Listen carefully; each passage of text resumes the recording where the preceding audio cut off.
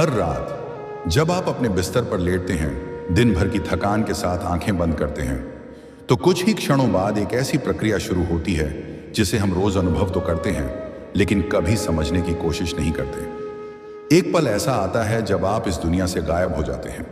आपका शरीर वहीं रहता है, सांस चल रही होती है, दिल अपनी गति से धड़क रहा होता है, आसपास की आवाजें भी मौजूद रहती हैं, लेकिन आप यानी आपकी चेतना, आपका मैं, वह वहां नहीं होता। कभी आपने खुद से यह सवाल किया है, उस समय आप कहां होते हैं? क्या आप सच में यहीं होते हैं या किसी और लोक में प्रवेश कर चुके होते हैं? हम नींद को सिर्फ शरीर की थकान मान लेते हैं, लेकिन क्या सच में नींद इतनी साधारण चीज है, या यह आत्मा की एक ऐसी रहस्यमयी यात्रा है जिसका पूरा रहस्य आज तक विज्ञान भी नहीं सुलझा पाया? हमारे प्राचीन शास्त्र एक बहुत गहरी बात कहते हैं। वे कहते हैं, नींद मृत्यु की छोटी बहन है। अर्थात हर रात जब हम सोते हैं तो हम आंशिक रूप से मरते हैं, और हर सुबह जब हम जागते हैं तो एक नए जन्म के साथ लौटते हैं। लेकिन सवाल यह है, इस मरने और जागने के बीच, इस गहरे अंधकार के समय में आत्मा क्या करती है?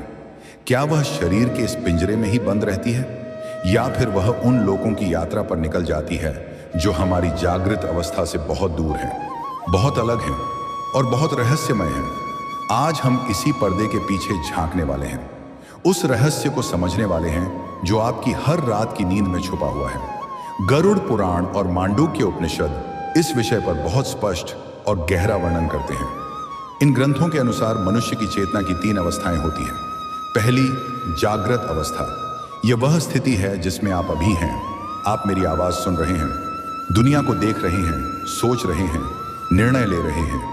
इस अवस्था में आत्मा शरीर और इंद्रियों के माध्यम से कार्य करती है। दूसरी अवस्था, स्वप्न अवस्था। यह वह समय है जब शरीर सो जाता है लेकिन मन जागता रहता है। यही वह स्थिति है जहां सपने बनते हैं, यादें, इच्छाएं, डर सब चित्रों का रूप ले लेते हैं। लेकिन तीसरी अवस्था, सबसे गहरी, सबसे रहस्यमयी, सबसे कम समझी जाने वाली अवस्था है सुषुप्ति। यही है गहरी नींद, वह अवस्था जहां न कोई सपना होता है, न कोई विचार, न कोई पहचान, बस एक गहरा सन्नाटा, एक अंधकार और पूर्ण शून्यता। विज्ञान कहता है यह वह समय है जब दिमाग लगभग निष्क्रिय हो जाता है। न्यूरॉन्स की गतिविधि, इसके पीछे कोई बहुत बड़ी व्यवस्था छिपी है। इसी रहस्य को समझने के लिए पहले हमें एक अनुभव को समझना होगा जो लगभग हर इंसान ने कभी ना कभी महसूस किया है। क्या आपको याद है, कभी गहरी नींद में अचानक ऐसा लगा हो जैसे आप बहुत ऊंचाई से गिर रहे हों और उसी क्षण आप झटके से जाग गए हों? दिल इतनी तेज धड़कने लगे मानो बाहर निकल आएगा। कुछ पल तक शरीर कांपता रहे, दिमाग सुन्न सा हो जाए। विज्ञान इसे हिप्निक झरक कहता है। वह कहता है यह मांसपेशियों का अचानक ढीला पड़ना है, लेकिन अध्यात्म इसे अधूरा सच मानता है। यह भ्रम नहीं है, यह आत्मा की यात्रा के वह अंश होते हैं जो स्मृति में रह जाते हैं। क्योंकि जब आत्मा शरीर से थोड़ी मुक्त होती है तो वह समय और स्थान की सीमाओं से ऊपर उठ जाती है। वह पल भर में हजारों मील दूर जा सकती है। वह उन आत्माओं से मिल सकती है जो शरीर छोड़ चुकी हैं। कई बार हमारे पूर्वज हमारे सपनों में आते हैं। वह हमें कोई संदेश देते हैं या सिर्फ हमारी ओर देखते हैं। यह केवल मन का वहम नहीं होता, यह 2 आत्माओं का मिलन होता है जो एक ही सूक्ष्म स्तर पर एक दूसरे से मिलती हैं। इस सूक्ष्म यात्रा के दौरान आत्मा शरीर से पूरी तरह अलग नहीं होती। अगर ऐसा हो जाए तो मृत्यु घटित हो जाएगी। इसीलिए आत्मा और शरीर के बीच एक अत्यंत सूक्ष्म और प्रकाशमान संबंध बना रहता है। पश्चिमी परंपराएं इसे सिल्वर कॉर्ड कहती हैं। हमारे योग शास्त्र इसे प्राणसूत्र कहते हैं। यह धागा चमकीला, जीवित और अटूट होता है। आत्मा ब्रह्मांड के किसी भी कोने में चली जाए, यह सूत्र उसे शरीर से जोड़े रखता है। सुबह जब हम जागते हैं, यही प्राणसूत्र आत्मा को फिर से शरीर के ढांचे में स्थिर कर देता है। मृत्यु के समय यही सूत्र टूटता है, लेकिन नींद में यह पूर्ण रूप से सुरक्षित रहता है। यही कारण है कि नींद में कोई दूसरी आत्मा आपके शरीर में प्रवेश नहीं कर सकती। प्रकृति का नियम बहुत स्पष्ट है। जिस शरीर को जिस आत्मा के लिए बनाया गया है, जब तक उसकी आयु शेष है, उस पर केवल उसी आत्मा का अधिकार रहेगा। लेकिन अब एक और रहस्य की ओर चलते हैं जो यह तय करता है कि आपकी आत्मा रात में किस दिशा में यात्रा करेगी। अब यहाँ एक बहुत गहरा सत्य सामने आता है। अगर आत्मा हर रात शरीर से थोड़ी मुक्त होती है अगर वह यात्रा पर निकलती है तो क्या वह हर व्यक्ति के लिए एक ही जगह जाती है? शास्त्र कहते हैं नहीं। आत्मा की यात्रा हर रात अलग अलग होती है और उसकी दिशा किसी बिस्तर, किसी कमरे या किसी गद्दे से तय नहीं होती। उसकी दिशा तय होती है आपके कर्मों से। गरुड़ पुराण और योग ग्रंथों के अनुसार मनुष्य की प्रवृत्ति उसकी आत्मा के लिए रास्ता बनाती है। जो व्यक्ति दिन भर शांत रहता है, सत्य बोलता है, किसी को कष्ट नहीं पहुंचाता, जिसका मन सात्विक होता है, उसकी आत्मा नींद में ऊंचे लोकों की ओर खींचती है। ऐसे लोग जहां प्रकाश है, शांति है और ज्ञान का प्रवाह है। इसीलिए आपने देखा होगा कुछ लोग बहुत कम सोते हैं, फिर भी उनके चेहरे पर ताजगी रहती है। उनकी आंखों में थकान नहीं होती क्योंकि उनकी आत्मा रात में विश्राम करती है। वहीं दूसरी ओर जो व्यक्ति दिन भर क्रोध में रहता है, ईर्ष्या, लालच और हिंसा में उलझा रहता है, जिसकी वृत्ति तामसिक होती है, उसकी आत्मा नींद में निचले और अंधकारमय लोकों की ओर आकर्षित हो जाती है। ऐसे लोग जहां भारी ऊर्जा है, जहां संघर्ष है, जहां शांति नहीं है। इसीलिए ऐसे लोग 8 से 10 घंटे सोने के बाद भी थके हुए उठते हैं। उनका मन भारी रहता है, दिल बेचैन रहता है, क्योंकि उनकी आत्मा रात में विश्राम नहीं कर रही होती, बल्कि अपनी ही नकारात्मक ऊर्जा के बीच संघर्ष कर रही होती है। यहीं से एक बहुत बड़ा सत्य स्पष्ट होता है। नींद की गुणवत्ता बिस्तर पर नहीं, कर्मों पर निर्भर करती है।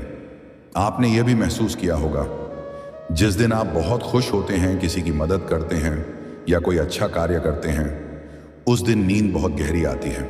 लेकिन जिस दिन आप किसी से झगड़ते हैं, किसी को दुख पहुंचाते हैं, उस रात नींद बार बार टूटती है। यह बेचैनी शरीर की नहीं होती, यह आत्मा की बेचैनी होती है, क्योंकि नकारात्मक कर्म आत्मा के पैरों में अदृश्य बेड़ियां डाल देते हैं। आत्मा ऊपर उड़ना चाहती है, लेकिन कर्मों का बोझ उसे नीचे खींचे रखता है। इसी खिंचाव को हम बुरे सपने, घबराहट और अनिद्रा के रूप में अनुभव करते हैं। अब इसी यात्रा का एक और रहस्यमय पहलू है भविष्य के संकेत। क्या आपके साथ कभी ऐसा हुआ है कि आपने सपने में कोई घटना देखी हो और कुछ दिनों या महीनों बाद वह सच हो गई हो? इसे हम पूर्वाभास कहते हैं। अब प्रश्न उठता है, अगर सपना केवल दिमाग की उपज है तो वह भविष्य को कैसे जान सकता है? इसका उत्तर आत्मा की स्थिति में छिपा है। जब आत्मा शरीर की सीमाओं से थोड़ी मुक्त हो जाती है तो वह केवल स्थान से नहीं, समय से भी ऊपर उठ जाती है। उस अवस्था में भूत, वर्तमान और भविष्य अलग अलग नहीं रहते, वे एक ही दृश्य की तरह आत्मा के सामने होते हैं। उस समय आत्मा आने वाली किसी घटना की झलक देख लेती है, लेकिन जब वह वापस शरीर में लौटती है तो वह स्मृति पूरी तरह नहीं आ पाती। वह केवल एक संकेत बनकर रह जाती है, जिसे हम सपने के रूप में याद रखते हैं। ईश्वर इसी माध्यम से कई बार हमें सावधान करते हैं या मानसिक रूप से तैयार करते हैं। अब यहां एक और सवाल उठता है, अगर आत्मा इतनी दूर जा सकती है, इतना जान सकती है, तो आखिर वह जाती कहां है? योग वशिष्ठ इस प्रश्न का बहुत सुंदर उत्तर देता है। वह कहता है, हर रात आत्मा अपने वास्तविक घर की ओर लौटने का प्रयास करती है। दिन भर हम इस दुनिया में उलझे रहते हैं, नाम, रूप, धन, भय सब में फंसे रहते हैं। हम भूल जाते हैं कि हम कौन हैं, लेकिन रात में जब इंद्रियां शांत हो जाती हैं, जब संसार का शोर थम जाता है, तब आत्मा को अपने स्रोत की याद आती है। वह उस परम प्रकाश की ओर दौड़ पड़ती है जहां से वह आई थी। सुषुप्ति की अवस्था में हम ईश्वर के सबसे करीब होते हैं। इसीलिए गहरी नींद में जो आनंद मिलता है वह किसी भी सांसारिक सुख से अधिक होता है। वह आनंद भोजन का नहीं, पैसे का नहीं, वह आनंद है अपने स्रोत से मिलने का, आत्मा का परमात्मा से क्षणिक मिलन। भले ही वह कुछ ही पलों के लिए हो, लेकिन वही मिलन हमें अगले दिन जीने की शक्ति देता है। अगर किसी इंसान को लगातार सोने से वंचित कर दिया जाए तो वह मानसिक रूप से टूट सकता है, क्योंकि उसकी आत्मा उस ऊर्जा से कट जाती है जो केवल नींद के माध्यम से उसे मिलती है। यही कारण है कि नींद को हमेशा एक वरदान कहा गया है। लेकिन अब एक और गहरा सवाल सामने आता है, अगर नींद इतनी सुंदर है, अगर इसमें आत्मा ईश्वर के पास जाती है, तो फिर हम मृत्यु से इतना डरते क्यों हैं?